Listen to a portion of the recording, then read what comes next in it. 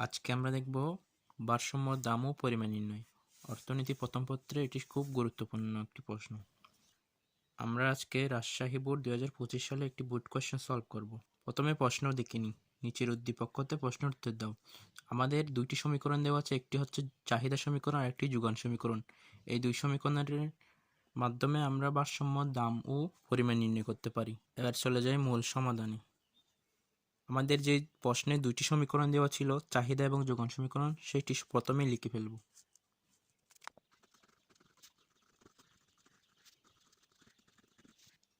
উদ্দীপকে দেওয়া দুইটি সমীকরণ লিখে ফেললাম এবং এবার মূল সমাধানে যাই। তো ভারসাম্য বলতে কোনো দুইটি বস্তু যখন সমান বোঝায়, সমান অবস্থানে থাকে, তখন সেটা হচ্ছে ভারসাম্য।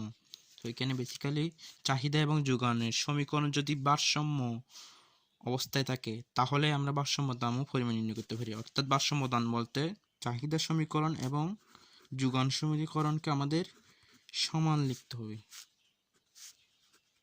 এবার চাহিদা সমীকরণ লিখব ও সমান যোগান সমীকরণ লিখব। এবার ক্যালকুলেশন করলে আমরা ভারসাম্য দাম এবং পরিমাণ পেয়ে যাব। প্রথমে আমরা 16কে পাশে রেখে দেব এবং ডান পাশ থেকে -8কে যখন আমরা সমানের এই পাশে আনবো, তখন সেটি +8 হয়ে যাবে।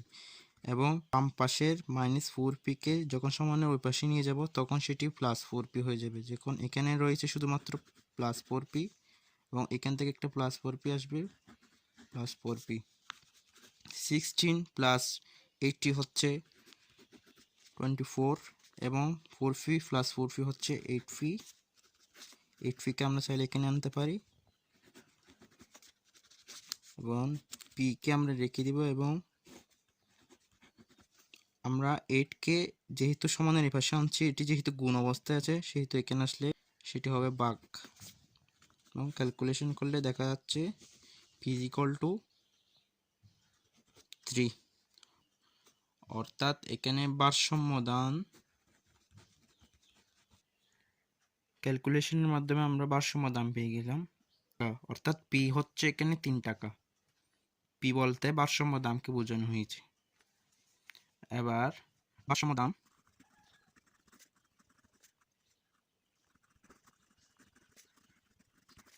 ভারসাম্য দামকে যে কোনো সমীকরণে বসাই।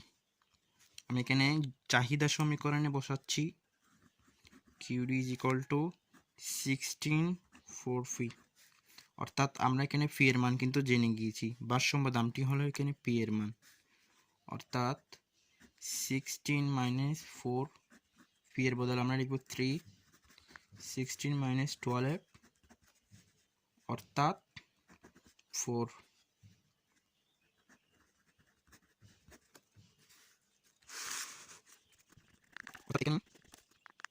ভারসাম্য পরিমাণ হলো 4 একক।